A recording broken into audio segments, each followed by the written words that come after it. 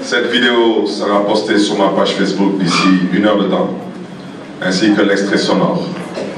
Et je pense que ce que j'ai dit, c'est clair. J'ai dit que je ne participerai pas à un procès sans commanditaire. Et je reste sur la même position. Je voudrais vous dire pour vous, la presse, en sortant de la mairie, vous connaissez assez bien ces lieux.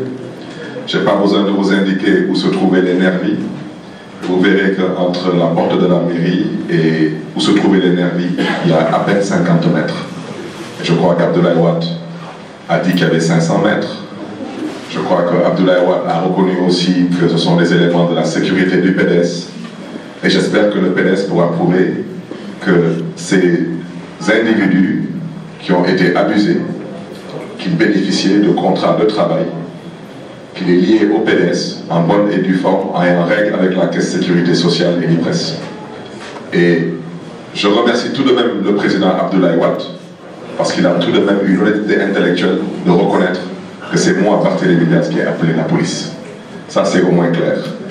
Maintenant, l'un des témoins les plus importants dans ce dossier, malheureusement, n'est plus de ce monde. C'est l'ancien commissaire de Djebel Mbaïsé qui est décédé il y a quelques mois de cela. Et nous avons les dépositions du commissaire Mbaïsé.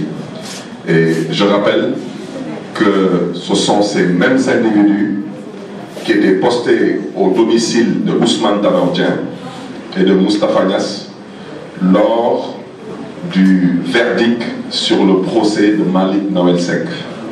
Et il était question ce jour-là pour nous de sortir du tribunal et de rentrer calmement, ou dans le cas contraire, les domiciles de Ousmane Tanor Dieng et de Moustapha Niasse devaient être calcinés. Donc je pense aujourd'hui que tout ce que je demande, c'est ce que j'ai demandé hier. Je suis constant dans mes propos. Je ne demande qu'une seule chose, et je crois que c'est ce que le candidat de l'époque, M. Macky Sall, aujourd'hui actuel président de la République, donc patron de la magistrature, c'est ce qu'il demandait, la traduction en justice des commanditaires. C'est tout ce que je demande. Et si ces commanditaires viennent, je crois que tout le monde y trouvera son compte.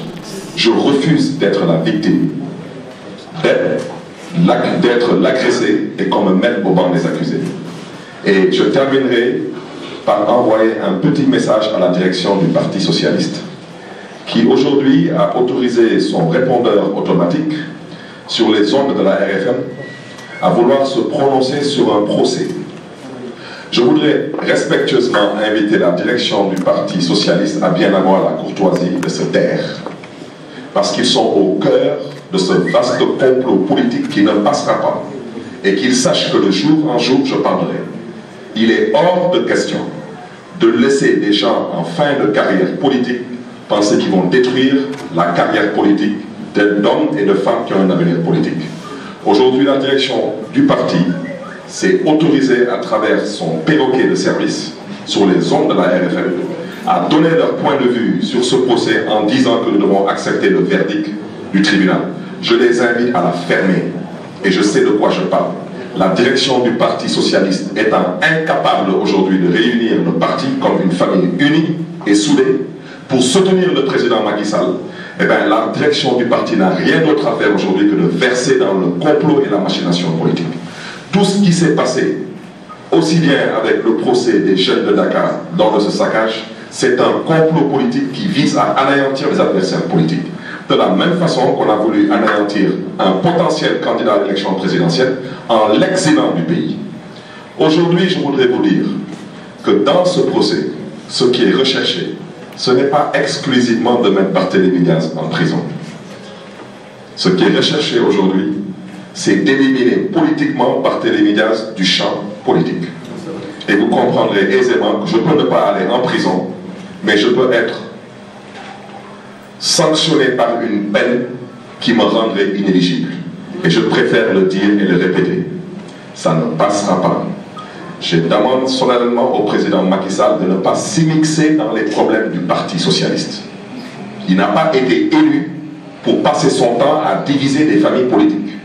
Je l'invite donc respectueusement à faire en sorte que toutes les garanties soient sur la table pour un procès juste et équitable. Et s'il n'y a pas de commanditaire, je le répète avec force, je ne participerai pas à ce procès. Physiquement, je viendrai au tribunal par respect à la magistrature.